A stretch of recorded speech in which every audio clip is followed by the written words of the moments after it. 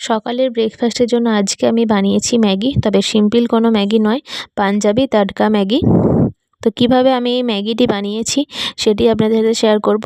তো চলুন শুরু করা যাক আজকে আমার এই অন্য রকম একটা রেসিপি, ম্যাগির রেসিপি। এর জন্য প্রথমেই কড়াইয়ে নিয়ে নিয়েছি আমি এক টুকরো বাটার।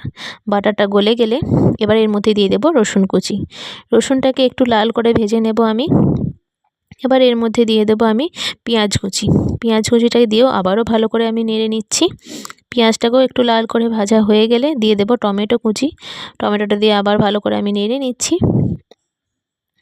এবার এর মধ্যে দিয়ে দেবো গাজর কুচি, মটরশুঁটি, স্বাদ মতো নুন, হলুদ দিয়ে ভালো করে নেড়ে নেব। দেখতেই পাচ্ছেন আমি কিভাবে নেড়ে নিচ্ছি এখানে। এবার আমি পরিমাণ মতো একটু জল দিয়ে সবজিগুলো সেদ্ধ হতে দেব। গাজরটা একটু সিদ্ধ হয়েছে নাকি দেখে নেব। গাজরটা সিদ্ধ হয়ে গেলে ওর মধ্যে আমি দিয়ে দেবো ম্যাগির মশলা। ম্যাগির ভাতিরে যে মশলার প্যাকেটগুলো থাকে সেইগুলো। আবারও একটু জল দিয়ে দিচ্ছি। এবার ম্যাগিগুলো আমি সেদ্ধ করতে দেবো, সেজন্য আমি এখানে ম্যাগিগুলো নিয়ে নিচ্ছি। 3 প্যাকেট ম্যাগি আমি এখানে ব্যবহার করছি। ম্যাগিগুলো ঢাকা দিয়ে আমি 2 থেকে 3 মিনিট মতো সেদ্ধ করে নেব।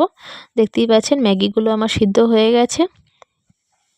এবার একটি তড়কা দেবো, তার জন্য কড়ার মধ্যে এরকম তড়কা প্যান নিয়ে একটু বাটার গরম করে দিয়ে দিয়েছি রসুন কুচি আর কাশ্মীরি লঙ্কার গুঁড়ো আর শুকনো লঙ্কা। এটিকে আমি তড়কার মতো এইভাবে দিয়ে দেবো ম্যাগির মধ্যে। এটি হলো পাঞ্জাবি স্টাইল তড়কা ম্যাগি। দেখতেই পাচ্ছেন কত সহজেই তৈরি হয়ে গেল, একদম অন্যরকমভাবে তৈরি। তড়কা দিয়ে খেতে কিন্তু খুবই সুন্দর। আপনারা অবশ্যই একবার হলেও বানিয়ে দেখবেন। আজকে আমার রেসিপি কেমন লাগলো অবশ্যই কিন্তু কমেন্ট করে জানাবেন।